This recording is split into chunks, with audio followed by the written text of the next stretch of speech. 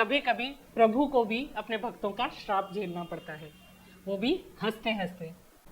एक बार नारद जी निर्जन वन में तपस्या कर रहे थे और उनकी तपस्या इतनी प्रबल थी कि इंद्र भी घबरा गया। अब इंद्र को किस बात का डर होता है कि कहीं मेरा सिंहासन ना छीन ले, तो उसने कामदेव को भेजा कि नारद की जो तपस्या है उसको भंग करना है, पर कामदेव असफल रहा। असफल रहते ही नारद मुनि को पता चल गया और छोटा सा घमंड भी हो गया, अहंकार हो गया उनको कि मेरी तपस्या तो कामदेव भी भंग नहीं कर सकता।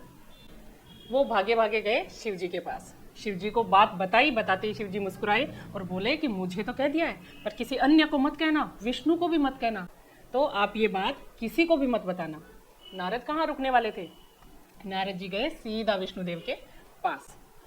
वहां जाते ही वो अपनी बात कह गए। विष्णु जी मुस्कुराए क्योंकि उनको पता चल गया नारद को घमंड हो गया, अब इसको दूर तो करना पड़ेगा। तो उन्होंने कहा कि नारद प्रसन्न रहो और जाओ। उधर रास्ते में उन्होंने एक दिव्य राज्य की स्थापना कर दी और एक अत्यंत सुंदर राजकुमारी विश्व मोहिनी की रचना कर दी। जैसे ही नारद जी रास्ते में से जा रहे थे और विश्व मोहिनी पे नजर पड़ी, जिंदगी में पहली बार उनको विवाह की इच्छा हो गई।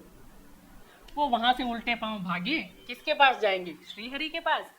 जाके बोले भगवान मुझे इतना सुंदर रूप दो, बिल्कुल आपके जैसा, हरि जैसा रूप दो मुझे, ताकि राजकुमारी मेरे ही गले में वरमाला डाले।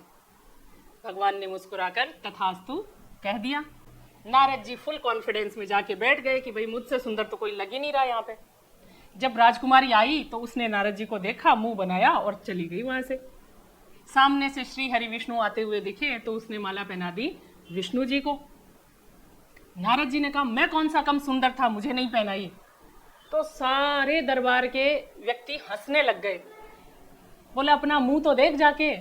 नारद जी गए फटाफट, जल में जैसे ही अपना मुंह देखा तो उनका मुंह तो वानर जैसा, क्योंकि उन्होंने कहा था हरि जैसा मुंह चाहिए और हरि का एक मतलब वानर भी होता है। तो भगवान विष्णु ने उनका मुख वानर जैसा बना दिया।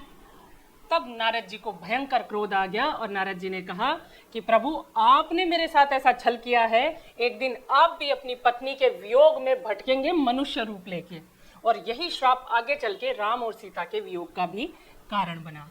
उसके बाद जब नारद जी के मन से माया का पर्दा हटा तो वो अपने प्रभु से माफी मांगने लग गए और बोले कि मैं अपना श्राप वापस लेना चाहता हूँ प्रभु, ये भूलवश मुझसे हो गया।